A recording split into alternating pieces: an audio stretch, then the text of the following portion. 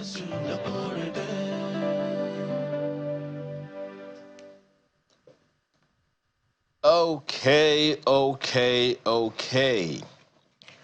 Let's talk about Nigeria's Fourth Republic, and thank you again for sticking with us. Nigeria's Fourth Republic is 26 years of age. Ordinarily, we should roll out the drums, shouldn't we? And call one or two musicians, And cook jollof rice. Well, but that jollof rice will be partisan because I don't know what they eat in Uyo. No matter where the party is at, jollof rice will be there, among other things. But obviously, we are not doing that. No, sadly.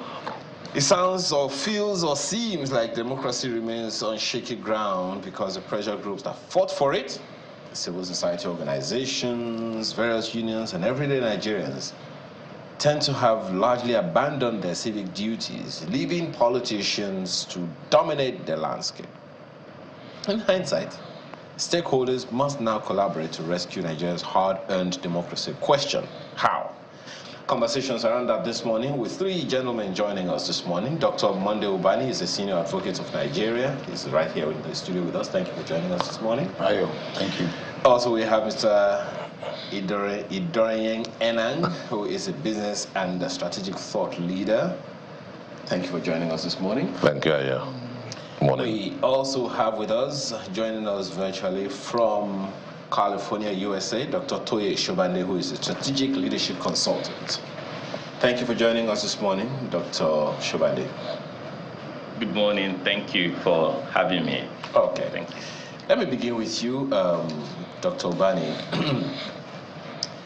26 years on, I remember when I called you yesterday and we were having this conversation, the first question you asked was, is Nigeria's the oldest democracy in Africa? Yes. And I checked and I found out that there is a democracy in Africa that's 66 years old.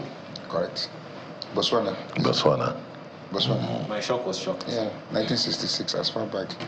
Botswana, that little country. Yes, since 1966. And that was the year we terminate our first that's correct. So, what's that got to do with the conversation? Because you definitely, it was like a spontaneous, question asked. I mean, we are said to be the giant of Africa. So I wanted to know whether we actually number one in terms of uninterrupted democracy. So I found out that Ghana is older than us. Even Benin Republic is older than Nigeria, yes. Oh dear. Within the West African sub-region. Those ones have uninterrupted civilian rule more than us, where you are acting of rolling the drums and beating the drums. Yeah. There are some reasons for us to celebrate because we were under authoritarian administration for too long. And it actually retarded our growth. We didn't make much progress. Despite the fact that under the military you can take decision without any interference, without all the democratic niceties and all that. But yes, but they didn't take us far like other nations. There are other nations that were under the military and they went so far in terms of development. So ours is that we went backwards. 1963 Constitution was a constitution that actually allowed proper federalism to be operated on. And the regions were doing so well. There was a region one of the regions in Nigeria was one of the fastest growing regions, in the world. Under that constitution, until the military incursion, and they now streamlined everything, make sure that unify everything. And we have continued with that process. The 1979 Constitution, the 1999 Constitution that we're operating is still not, has not created this issue of proper federalism in the country. And it has retarded our growth. We're not making much progress because everything is centralized, bureaucracy. So, Dr. Obani, why do we then call ourselves the Federal Republic of Nigeria? It's a name, but not in reality, and that is the truth. You can't be operating a federal, constitution and you have virtually everything, being handled by the federal, by the center. everything. You know, it's recently that there has been some measure of, you know, division. I mean, allowing the state now to come into electricity, you know, generate, you know, and transmit, and before now it is federal that does everything, and you can't make progress in that regard. The time of the 60s, if you remember, University of Nigeria was established in 1960. There was this competition in the southwest, you know, University of Ife, you know, eventually OAU. Then there was ABU. You know, there was this, you know, healthy competition. When it comes to agriculture, remember the Granite Pyramid? Remember what was going on in the west? The first television in the country was in the southwest, you know. Before you know it, other state regions were also competing. In Africa. So that spirit of competition was there. But when the military came in, they now ensured that everything is centralized. Now, individual regions and states were not allowed to now, you know, develop at their pace. Everyone must, you know, be at the pace that the federal government detects, and you can't make progress with such, you know, method of, you know, the process, you know, that you have adopted. So that is where we are going to really. There are rooms for us to. I mean, there are issues that you look at. It's okay, you know, pass. Good. But there are many other challenges we need to actually highlight in this program, so that those who are policymakers can look at it and say, look, where have we gotten it wrong? Can we correct ourselves, you know? And that is where responsible leadership comes in. Yeah. Mr. Enan, you know, one of the major challenges for me is, and I've discussed it quite a number of times, I raise it as a question from time to time, and that is the issue of communication. When we started, we were, you know, talking about how that certain things that were policies of the federal government were torpedoed by subsequent administrations over the years. And something that Lero also said is like, you know, we don't seem to be asking the right questions. And when we have questions to ask, we don't seem to know who to ask. We don't get a kind of accountability. Perhaps the issue or challenge for me is whether or not, over the past 26 years, we have had a measure of communication from whatever tier of government we have with people that can create the kind of development momentum that we need over the past 26 years. Yeah, you're right, Ayo. I think in the scheme of things, communication is a big piece. It's the entire world, and everything that we survive on is built on communication. I mean, as simple as having a grain of seed. If you drop it on the ground and there isn't a communication between the soil and the seed, you're not going to get anything. That is how powerful communication is. 26 years, we've, you know, I heard my my SAN talk about, you know, having walked away from the militarization, that mindset. But the reality is that when you see the way we run our communication protocol, it's still very top-down. No questions asked. It's command and control. And so the citizenry gets beaten to some extent. However, you'll find little light bulbs here and there. And then the light bulbs come, but they're not enough to, you know, create that conflagration. What am I saying? Take it from 1999. As a people, we have our own protocol in terms of learning and hearing. Nigerians are not, you know, like the Yoruba, you know, I'm not, my Yoruba is not very good. You know, they'll say, they're not soft meat. Nigerians are very, very solid. So, you know, if you go by the nature of the people and what their reactions will be, it will look like we need to be, it forces us to be applied. So even in communicating, even in terms of policies, you find policies are done not, you know, going through the process. Some go through process. When the time comes for execution, maybe one or two people are aware. And then the next thing is you pounce on the citizenry and you start telling them they're failing to abide by the rules, yet they're not aware. So awareness is a big factor. Interest is a big factor. What do you mean by that? When I mean interest in understanding that what you're communicating is not going through.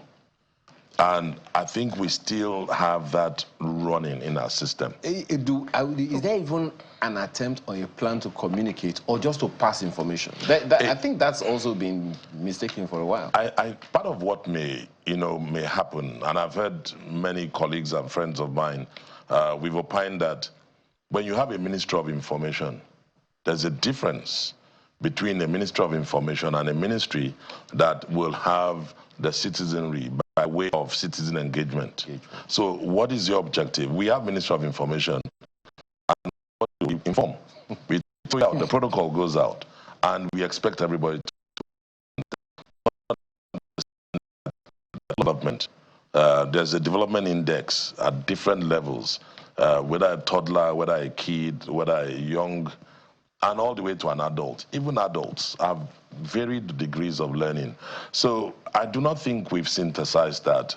And the real way to galvanize our country really sits around the people. Nigerians are great people.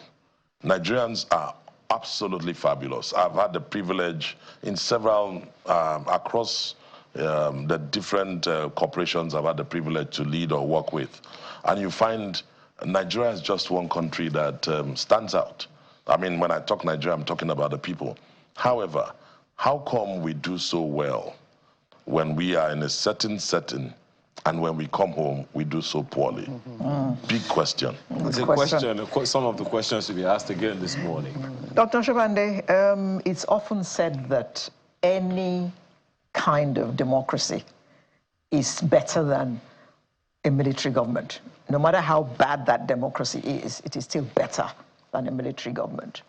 But you will recall that a few years ago in this country, there were muffled calls and muffled wishes for the military to take over Nigeria. I mean, what are your thoughts about that? The way our politicians are going, do you think that they're giving us democracy or the dividends thereof to make us happy as a people, to make us want to be and proud to be Nigerians?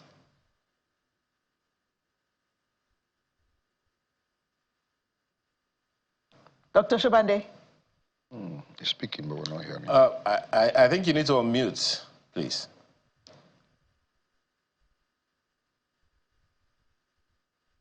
Okay. Well, I'm sure that we'll sort that out in a bit. Because we can't hear you yet, so if you want to kindly unmute so that we can hear you better. But we'll go on while we wait for you.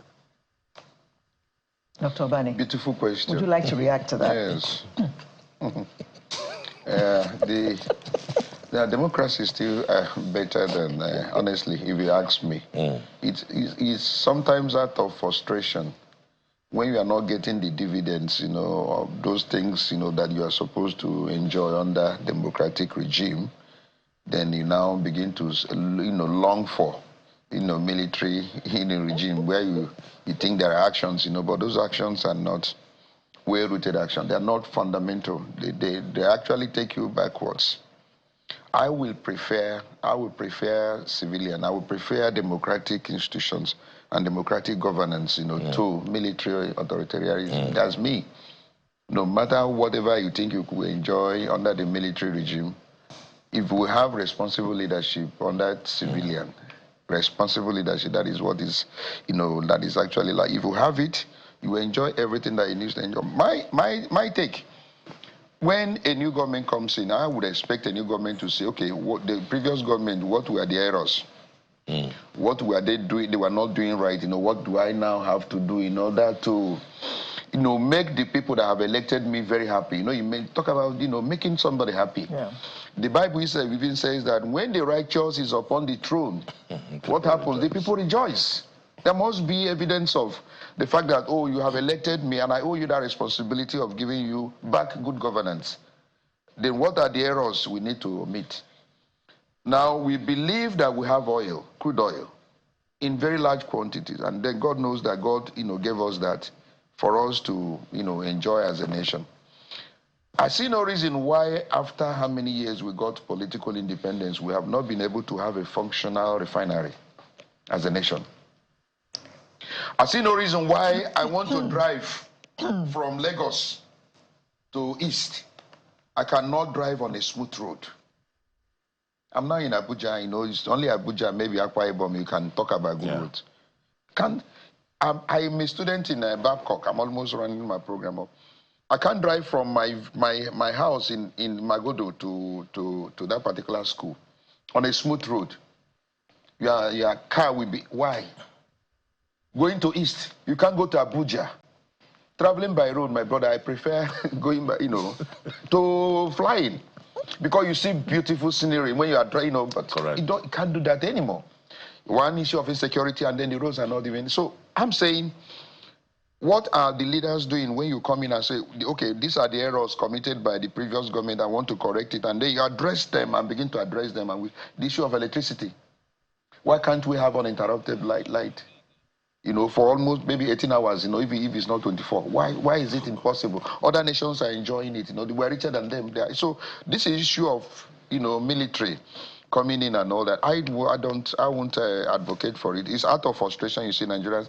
If you have responsible leadership under civilian administration, you have so much to enjoy. In terms of even freedom of expression. All the rights enshrined in the Constitution, you enjoy it under you can't enjoy it under the military, you know. So I will still prefer, you know, civilian and you know, democracy. Yes, I don't know what. You seem to agree with it. I do, actually. I do. Okay. Well, Dr. Shubande, that question was meant for you, but perhaps the angle to take that question now for you would be the leadership end of it. The challenge people are having is, look, this is not working, and maybe, would you say that we're in too much of a hurry? It's 26 years down the line. We ought to be seeing better. That's the argument a number of people will bring up. If I'm paying school fees for my child to go to university and learn engineering, and it's still saying ba ba ba ba, I'll be worried, isn't it? I'll be worried. If I'm working day and night and spending thousands of dollars to pay for your college tuition, and you can't spell your own father's name, wouldn't I be concerned? I will be concerned. It's only natural, but I would not agree to the fact that we should begin to call for military intervention. That would be completely unacceptable. That is just a symptom of a problem with leadership. There's a lack of trust. There's a heavy trust deficit. That is why we cannot actually talk about the gains of democracy. Democracy is not just built on conducting elections every 4 years. That is not the framework for defining democracy. And that is exactly the orientation we have in this part of the world, where our definition of democracy starts and ends at electioneering. No. Those who founded democracy founded it on a leadership philosophy that is backed by vision. That's right. Where are we going and how do we get there? Why are we going to where we want to go? What do we need to get to where we want to go? So the question is, when we came together as a nation, even though it was forced, even though it was not something we planned or we wanted, but can we go back to the drawing table and ask ourselves, why are we a nation? What makes us a nation? It's just not the tribes, the tongues, the languages alone, but a clear vision of a preferable future. So every time we go through that electoral cycle, we are voting for a vision for the future. So there is no vision of a clear future for Nigerians to vote for or to relate with. And that's why you see that desperation, you see that despair of saying, are we not better off under the military? The truth of the matter is the military led us to where we are, but we can't continue to blame. We can't continue to lament. The days of lamentations are over. Right. The question now is, can we have responsible leadership? And like I always say, whenever you invite me over here, that leadership is just not in the hands of those who are in political office alone. Mm-hmm. Leadership is responsibility. And the responsibility of leadership is a co-creation effort of those who occupy positions of authority and those who are responsible to bring them into accountability, and that's the electorate. But we seem to be walking on one leg, and we are now worried that we are not running as fast as we ought to run because we're only walking on one leg. And that is, we are only focused on those who occupy office. Those who occupy office are not necessarily leaders. They just occupy a position. A position without vision is what leads to the frustration that we have now. They don't have a clear vision or direction for why they are in office. That's why you will see someone who is in House of Assembly or the Senate talking about road projects, talking about building a computer lab. That is a that's a complete lack of understanding of his core function as a person who makes laws to back the progress of the nation, to support policies that will enhance a realistic future for the people. So the leadership there's a co-creation element of the followership. A co-creation element of the followership is what is missing. Is the followership powerful enough to question and call to accountability those who occupy political office? The question is how, Dr. Shobande? Because the challenge, that you would also reference in that regard is, it would seem like it's an ideal, but then it would seem like there are no structures that are strong enough to call to question anything that can invoke the kind of change that the people want. So let me ask you of that question. There are structures, there are institutions. Okay. Those institutions are just being weakened over the years.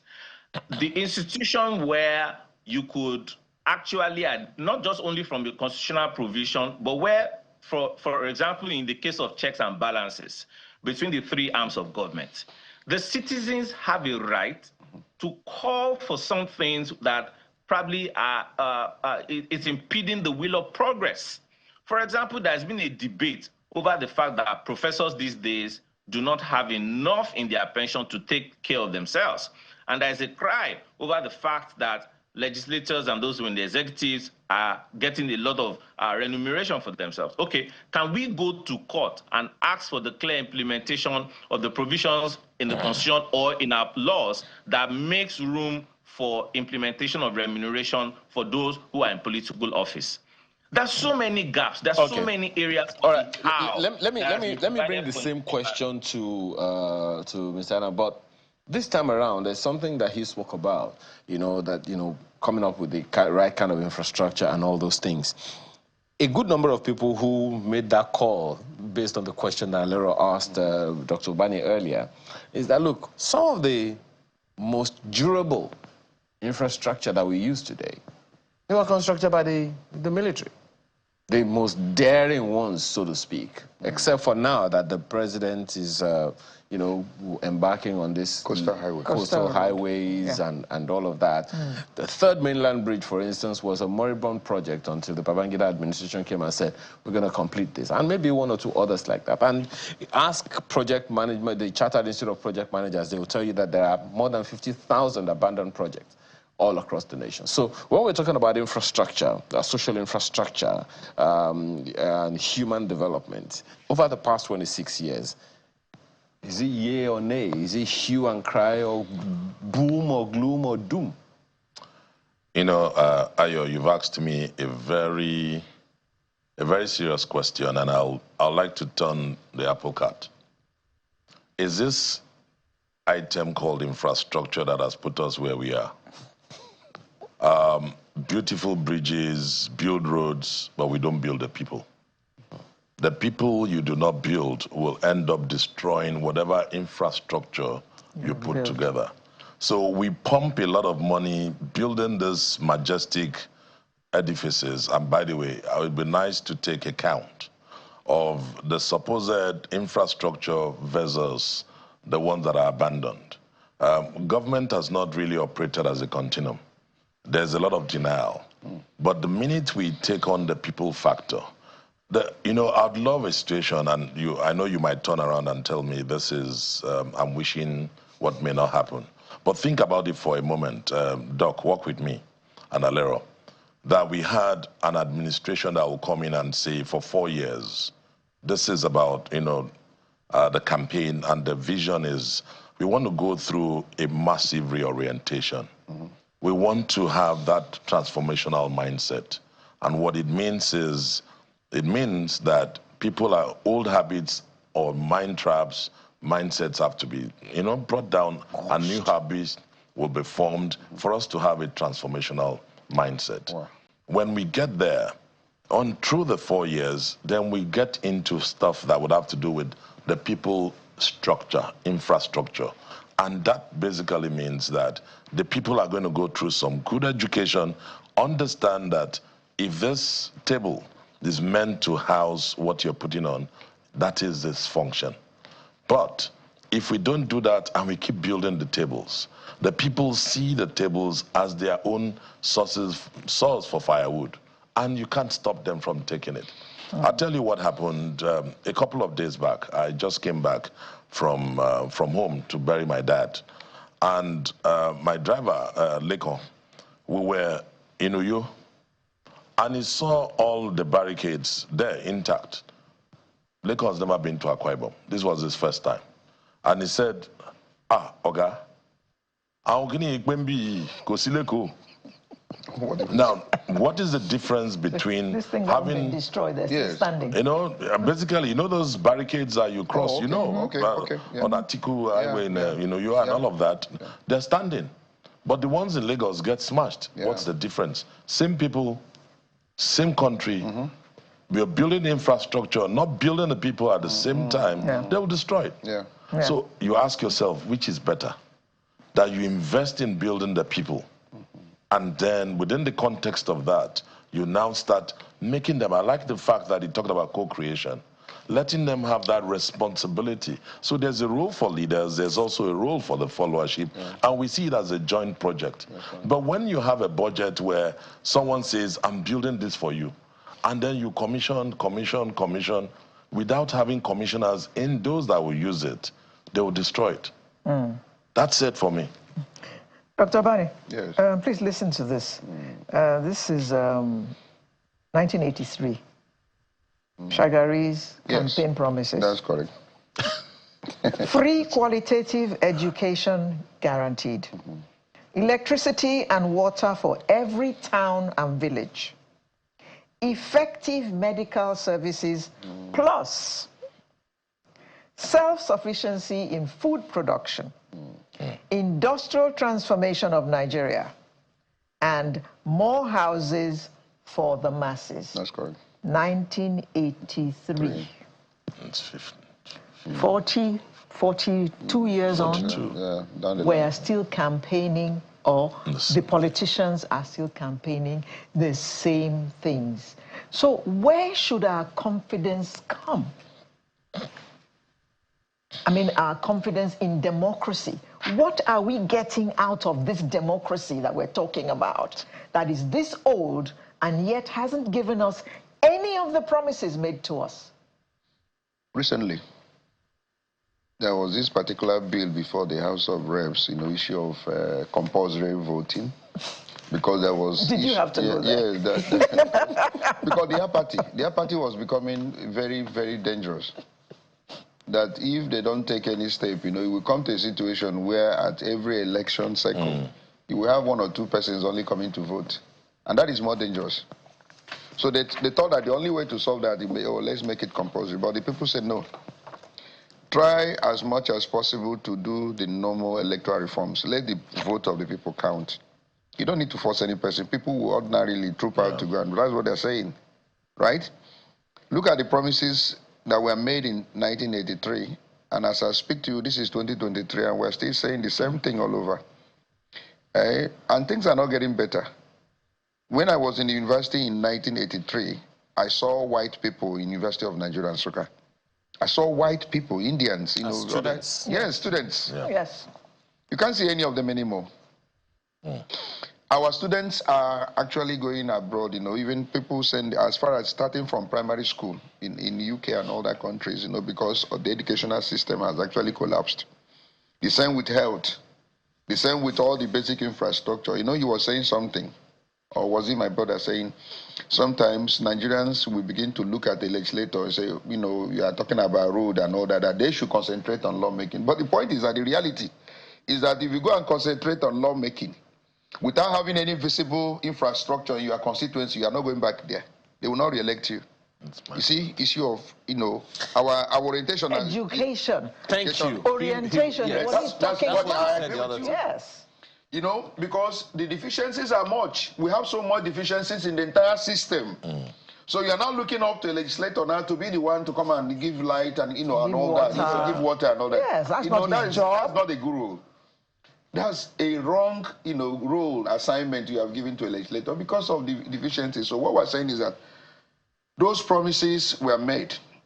Those promises were never at any time being fulfilled. And that's why good responsible leadership comes out. What are the errors of the past administration, which is what I had said before. If I come in now as a governor, I will look at what the other governors who have ruled my state have done. You know, that is wrong. Then how do I now correct those things and then be in tune, alignment with the people that I'm governing? It's very important. But most times those questions are not being asked. You just continue, and then the same system, as he has said, you know, continue. Oh, I want to build road, I want to. Issue of human capital development, which he has emphasized, is one of the most fundamental factors in governance, in good governance. If you don't get the people properly oriented, or orientated, they will always do the wrong thing. So, what, Dr. Shobande, okay. Sorry. Dr. Shobande, I can't remember where I was hearing something this week about leaders actually talking to their people and asking them what they wanted. Not just sitting in his office and determining, okay, I will give this one borehole, I will give this one light. Are you sure that is their immediate need?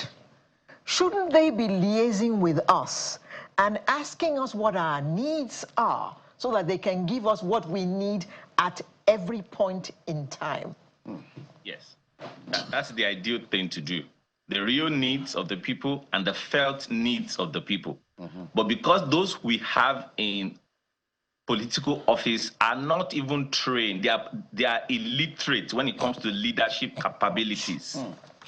They are not educated with sound leadership skills. They just became accidental occupiers of leadership positions, but does not necessarily make them a leader. It's like asking a man to dress as a woman. He's not a woman, even though he's dressed as a woman. So occupying a political office does not necessarily confer leadership skill. And leadership only happens when there's an agreement between the person who occupies the leadership role and the people who submit as a matter of choice for this person to lead us. That's when leadership takes place. And that's what I was trying to explain earlier, that we have a caricature, we have a kwashiorkor understanding of leadership. Leadership is just not one person occupying a position. Leadership happens when there is an agreement between someone saying, I agree for you to lead me, I offer myself to lead you. That is when we now ask ourselves, like, what would you want me to do for you? How can I represent you? How do you want me to lead you? It is when we are at that level of understanding between the followership and the leader, or the followers and the leader, that's when leadership happens. Is it too late, Dr. Shobande, is it too late to get there? Here's my question, here's the reason for asking. Because one would expect that at certain levels, constituency engagements and all of that, the elected official would go back home and say, guys, you know, let's have a round table. Let's have a community engagement. I don't know if that is something that happens as they should. In fairness, some of those things are done. In fairness, some of those things are done, but I just done to tick the box. That's the point that I'm making, Dr. Shobande. That is the point that I'm making.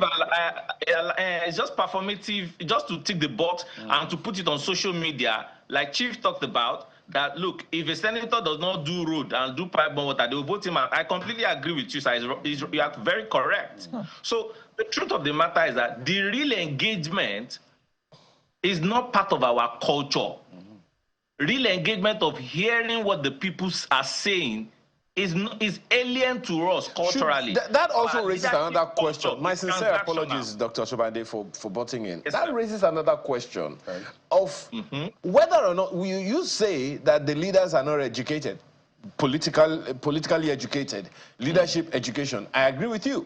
I have considered, and I hope that maybe Dr. Obani will take it to them, that anyone who wants to be a legislator should go to NIPS.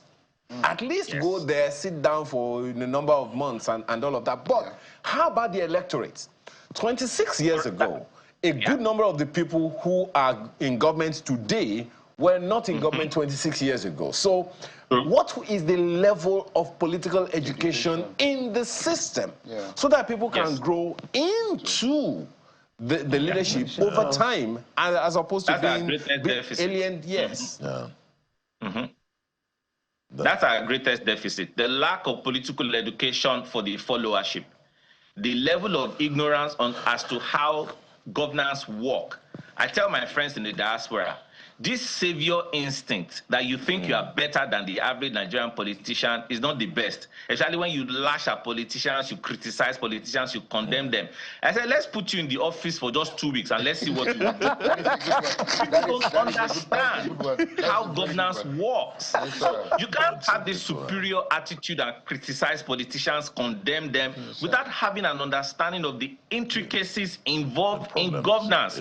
It's quite complex. Very complex. So that has to happen side by side. Okay. But what we typically lack, like you pointed out, is the lack of political education. And that is what has left the people unmobilized. They cannot actually articulate their own needs accurately because they don't know the channel, or they don't know the systems or the institution they can leverage to actualize their own demands from those who occupy political office. All right, well, Mr. Enang, let's look at another 26 years from now.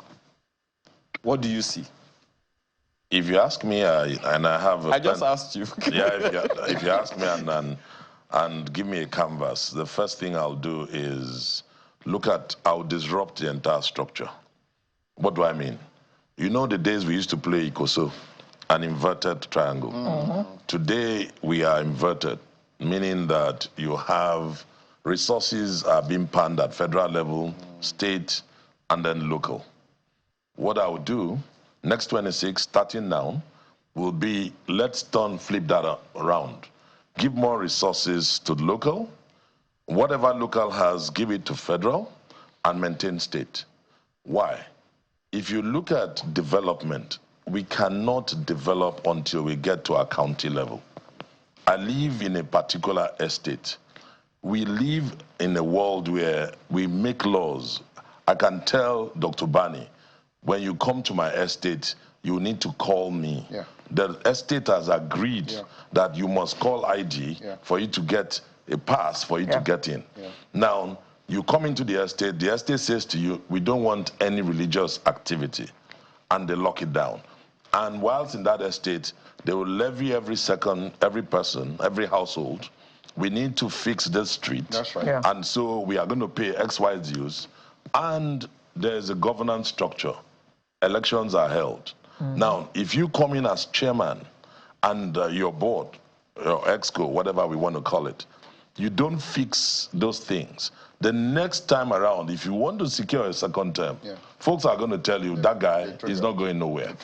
Now, if you play that at a micro level, it tells you that if we want to fix our country, let's go local. Because development will start at the grassroots. Yes. I know Dr. Bani's house. If he's the chairman that is meant to fix the schools, I'll walk up to his house, okay, why is this school not working? Because the schools are just a stone throw. The health centers are near. But we keep this ephemeral space where people think there's some center that everything needs to go.